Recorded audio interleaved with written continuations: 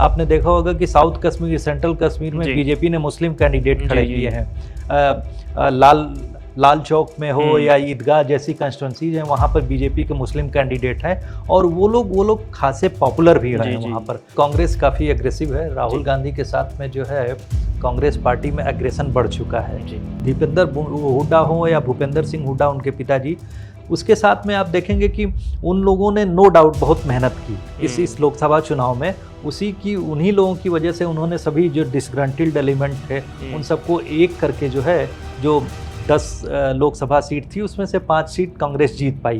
तो ऐसा नहीं है, उन लोगों की मेहनत रंग लाई। हरियाणा और जम्मू कश्मीर में चुनावी संग्राम शुरू हो चुका है। सारे प्रत्याशी लगातार अब अपना चुनाव प्रचार कर रहे हैं। सभी नेता जो हैं वो अपनी पार्टियों के प्रचार के लिए, कोई जम्मू कश्मीर जा रहा है तो कोई हरियाणा आ रहा है। और इसी बीच हरियाणा से आज एक खबर आई कि विनेश फोगाट और बजरंग पूनिया, राहुल गांधी से उनकी मुलाकात हुई। अब ये क्या जो 2 बड़े खेल खिलाड़ी हैं भारत के, क्या ये कांग्रेस में आएंगे, ये बड़ा सवाल है। इसके अलावा जम्मू कश्मीर में क्या चल रहा है, राहुल गांधी जम्मू कश्मीर गए, वहाँ पे क्या चल रहा है, राहुल गांधी की किस तरीके की राहुल गांधी की इस बार राजनीतिक रणनीति है, उस पर बात करेंगे। और ये सब बात करने के लिए मेरे साथ अरुण चौबे सर हैं, संपादक हैं इंडिया.com के। तो अरुण सर, सबसे पहले आज राहुल गांधी की बात से शुरुआत करते हैं। जम्मू कश्मीर में राहुल गांधी थे, क्या किस रणनीति से आपको लगता है कि इस बार कांग्रेस जम्मू कश्मीर में काम कर रही है? देखिए, कांग्रेस काफ़ी एग्रेसिव है। राहुल गांधी के साथ में जो है कांग्रेस पार्टी में एग्रेशन बढ़ चुका है और उसमें वो दिखाई पड़ता है एग्रेशन इस तरीके से। आप देखें कि कांग्रेस पार्टी का नेतृत्व जो है एक कदम आगे बढ़ के कोशिश कर रहा है। आपने इसी क्रम में देखा कि जब इन लोगों ने नेशनल कॉन्फ्रेंस के साथ अलायंस किया तो उसमें उनके अब्दुल्ला साहब के घर गए और अपनी तरफ से कोशिश करके जो है ना उन्होंने कांग्रेस का नेशनल कॉन्फ्रेंस के साथ अलायंस किया, क्योंकि उन्हें पता है कि नेशनल कॉन्फ्रेंस काफ़ी मजबूत स्थिति में है वहाँ पर। और दूसरी बात उसके साथ में ये है कि वो लोग जो एंटी बीजेपी वोट्स हैं उसका बिखराव नहीं चाहते हैं। तो इसी स्ट्रेटजी के तहत उन्होंने इस बार के लोकसभा में जहाँ जहाँ विजय हासिल की, उन्होंने अपने और अपने साथ के लोगों के वोट को बिखरने नहीं दिया और बीजेपी के वोट जो थे उसमें से एनमारी की कोशिश की। तो इस स्ट्रेटजी के साथ वो आगे बढ़ रहे हैं। आज आपने देखा होगा कि जिस तरह से उन्होंने जनता के बीच में, आज 2 जगह उनकी जनसभाएं जम्मू कश्मीर में है। एक तो 2 जगह है, अनंतनाग में है, एक और जगह है रामबन में के एरिया में कहीं पर है। तो उसमें जो है उन्होंने एक जो अभी भाषण में कहा कि जो एलजी है, जो दिल्ली का आदमी है, आपकी ज़मीनें दूसरों को दे रहा है। तो ये जो इस समय जो उनकी जो शैली में जो है लोगों को एड्रेस करने में, ताकि लोगों को अपील करें, वहाँ के लोकल लोगों को, इस तरह की शैली अडॉप्ट करके उसमें जो है उन्होंने लोगों के साथ में जो है उनकी भावनाओं को, यानी उनकी जो पल्स जो फील करने की जो कोशिश करते हैं, उसमें उनको फ़ायदा भी मिला है। और आप देखेंगे कि हो सकता है जम्मू कश्मीर में जो है जिस तरह से वो लोग एक साथ होकर लड़ाई लड़ रहे हैं उसमें वो एक अच्छी स्थिति में रहेंगे। बिल्कुल सर, बीजेपी ने बहुत अच्छे तरीके से जम्मू कश्मीर में चुनाव लड़ने के लिए प्लानिंग की है, लेकिन इस प्लानिंग के आगे एक चीज़ रोड़ा डाल रही है, जो नेशनल कॉन्फ्रेंस और कांग्रेस लगातार कह रहे हैं। नेशनल कॉन्फ्रेंस खासतौर पर वो कह रहे हैं कि हम जीतेंगे तो पुनः राज्य के लिए बहाली करेंगे।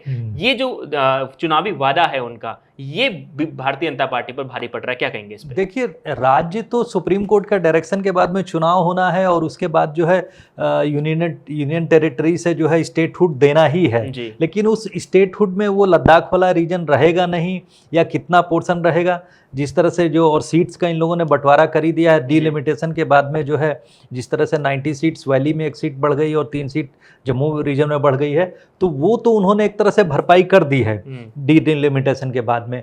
लेकिन जो कॉन्स्टिट्यूशनल कंडीशन है, जो कॉन्स्टिट्यूशनल जो स्थिति पैदा होनी है इस इलेक्शन के बाद में, वो करनी पड़ेगी।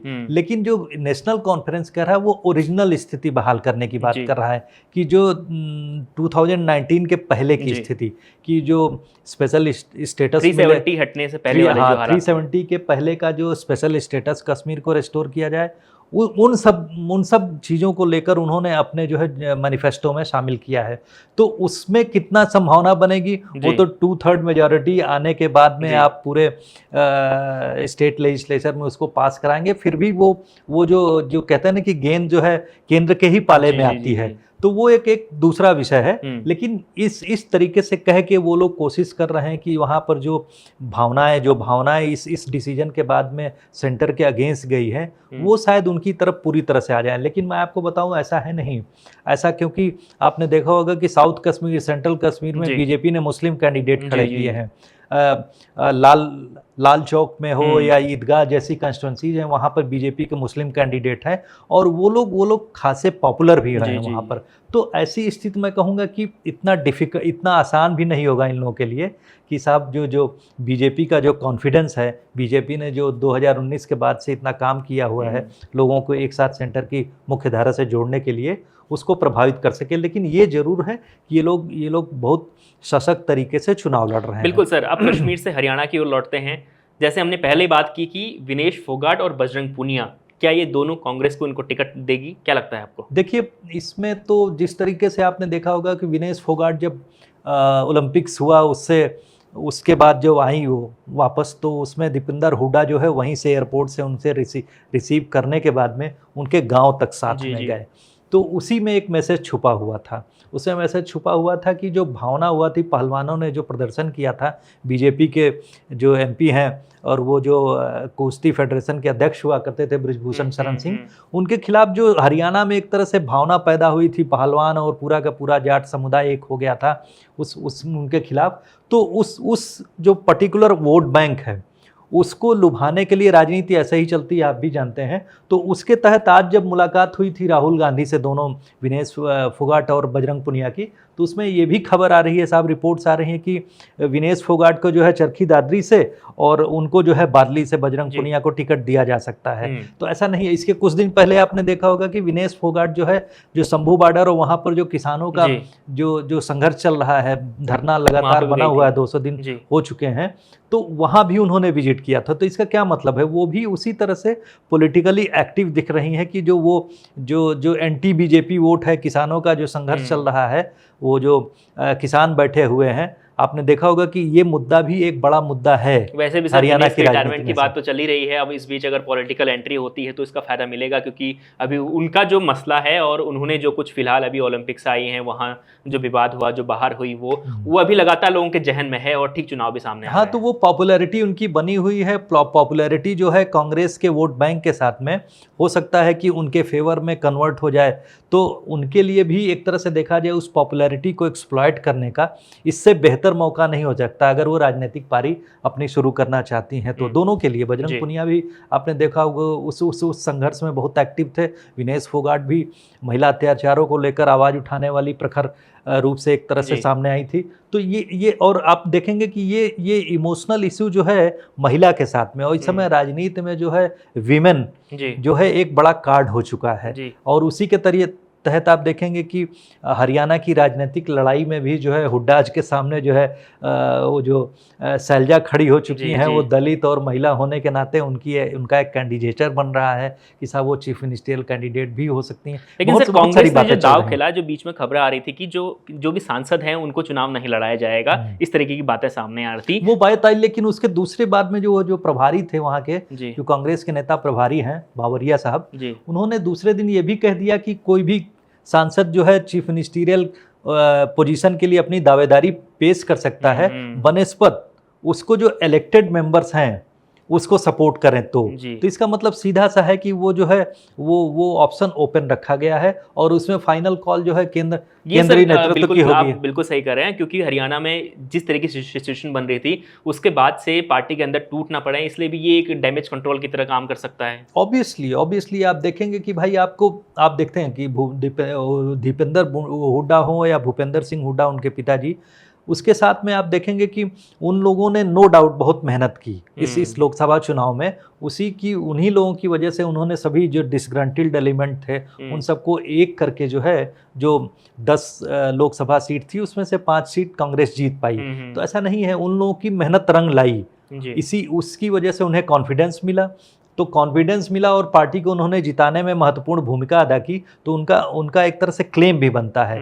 तो उसमें से या तो कांग्रेस पार्टी कॉम्प्रोमाइज कैंडिडेट में उनके बेटे को बना दे, तो ये भी उनके लिए भूपेंद्र सिंह हुड्डा के लिए बड़ी बात, अच्छी बात होगी कि उनकी जनरेशनल शिफ्ट हो जाएगा। लेकिन उसके साथ में ये भी बात है कि अगर सिर्फ जाटों को ही प्रमुखता दी जाएगी तो पार्टी में ऐसा नहीं, ये चर्निंग चल रही कि सिर्फ जाटों को ही प्रमुखता नहीं दी जा सकती है, क्योंकि जाट ही शुरू से लेकर आखिर तक जो है हरियाणा की राजनीति अभी तक जो जाटों ने डोमिनेट किया, जिसको जो है बीजेपी ने तोड़ा, उन्होंने बनिया चीफ मिनिस्टर बनाया एमएल खट्टर को, उसके बाद ओबीसी में सैनी साहब जो है इस समय ओबीसी चीफ मिनिस्टर हैं। तो जाट के अलावा जो rest of the vote bank है, या यूँ कहें कि जो 36 बिरादरी में भी तो जाटों में भी तो सर दुष्यंत चौटाला हैं, उधर अभय चौटाला हैं, तो सब बटा हुआ है वोट। तो यही मैंने कहा कि अगर उनका 28% वोट बैंक है तो ये 3 धड़े में तो ऐसे ही ऑटोमेटिकली डिवाइड हो जा रहा है। लेकिन उसमें कहना यह है कि जिस तरह से वोट बैंक में वोट का परसेंटेज डिवाइड हुआ है, मेजॉरिटी वोट बैंक जो है कांग्रेस की तरफ चला गया है, 2-2.5% उनकी तरफ, 1% उनकी तरफ गया है दुष्यंत चौटाला की तरफ, और 2.5% के करीब जो है अभय चौटाला की पार्टी INLD की तरफ गया है। तो वोट उनके पास उतने नहीं हैं, लेकिन ये कोई जरूरी नहीं कि असेंबली में रिफ्लेक्ट हो। असेंबली में तो 5-5 सीट उधर जाती हैं तो भी डिफरेंस हो जाएगा। और साथ में उन्होंने दलित वोट के साथ समझौता किया है, उन्होंने चंद्रशेखर आजाद के साथ दुष्यंत चौटाला ने समझौता कर लिया, तो वोटों का डिवीजन होगा जिसके पास कंसोलिडेटेड वोट बैंक होगा। जैसे मैंने कहा ना, बीजेपी के साथ में उन्होंने कोशिश की है दिखाने की हमारे पास ओबीसी है, हमारे पास ब्राह्मण है, हमारे पास बनिया, हमारे पास क्षत्रिय वोट बैंक है, और साथ में हम दलित में भी सेंधमारी करेंगे। तो इस तरह की जो स्ट्रेटेजी है बीजेपी की, उसमें वो बहुत स्ट्रांग और कॉन्फिडेंस के साथ दिखाई देती है। इसी वजह से आपने आज देखा होगा कि 3 दिन से खबरें आ रही हैं कि आम आदमी पार्टी के साथ में कांग्रेस अलायंस कर सकती है, सपा को भी दे रही है सीटें, समाजवादी पार्टी को भी जो अहिरवाल रीजन कहलाता है, जिसमें कि 4-5 जिले आते हैं मुख्य, उसमें जो है आप देखेंगे बल्लभगढ़ हो गया है, महेंद्रगढ़ है, और फरीदाबाद है, और शायद गुड़गांव का भी रीजन ये सब आता है। तो अहिरवाल रीजन में भी जो है समाजवादी पार्टी क्लेम कर से रही है 5 सीट पाने की, तो उसमें 2 से 5 के बीच में उनको भी सीट मिलेगी, क्योंकि कांग्रेस समाजवादी पार्टी को भी नेशनल स्टेचर अपना बनाना है। और साथ में आप देखेंगे कि कांग्रेस इसलिए कॉम्प्रोमाइज करेगी क्योंकि जो 10 असेंबली बाई इलेक्शन का पोल होना है असेंबली वहां पर सीटें मिल पाएं, तो वहां पर भी उनको एडजस्ट करना होगा। हो सकता है ये लोग कुछ सीट जो है जम्मू कश्मीर में भी दे दे समाजवादी पार्टी को, 1-2 सीट पे अगर उनका समर्थित कोई कैंडिडेट लड़ रहा, तो ये भी संभावना हो सकती है। लेकिन अभी ऐसा कोई डिक्लेयर नहीं हुआ है, लेकिन हरियाणा में जरूर देंगे, और कम्युनिस्टों को भी एडजस्ट करने की एटलीस्ट 1 सीट के साथ में बातचीत चल रही, जैसा कि रिपोर्ट्स आ रही हैं। तो संभावनाएं कई तरह की है। कांग्रेस जो है अपने अलायंस को जो है अपनी पार्टी तक सीमित नहीं करना चाहती, इंडिया ब्लॉक को वो पूरे समग्र तरीके से अक्रॉस द नेशन बढ़ाना चाहती है। सिर्फ चुनाव में नहीं बल्कि हमेशा वो सिर्फ लोकसभा चुनाव ही नहीं बल्कि हर चुनाव में अलायंस को बनाए रखना चाहती है। कांग्रेस का मकसद ये दिखाई दे रहा है फिलहाल। नहीं फिलहाल नहीं करेंगे तो जो कॉन्फिडेंस एक्चुअली कांग्रेस का बढ़ा हुआ है, और आपने एग्रेशन देखा जो राहुल गांधी का है, जिस तरह से उनकी टीम उनके साथ में काम कर रही है, जब से वो लीडर ऑफ अपोजिशन बने हैं, तो वो पोजीशन उनकी लेजिटिमाइज हो गई है कि प्राइम मिनिस्टर को डायरेक्ट अटैक करने की पोजीशन में आ चुके हैं। उन्होंने जो अभी बजट सेशन में आपने देखा होगा उनके एग्रेसिव स्पीचेज, तो उसकी तरफ से ऐसा नहीं, उनकी एक अलग सी फॉलोइंग है, और उनकी मजबूती के साथ पार्टी मजबूत हुई है कांग्रेस पार्टी। उसका जो है उसी वजह से पार्टी के जो कार्डर्स को कॉन्फिडेंस मिला है, और पार्टी के कार्डर्स को कॉन्फिडेंस मिला है, तो जाहिर सी बात है वो लोग अच्छे ढंग से चुनाव भी लड़ेंगे।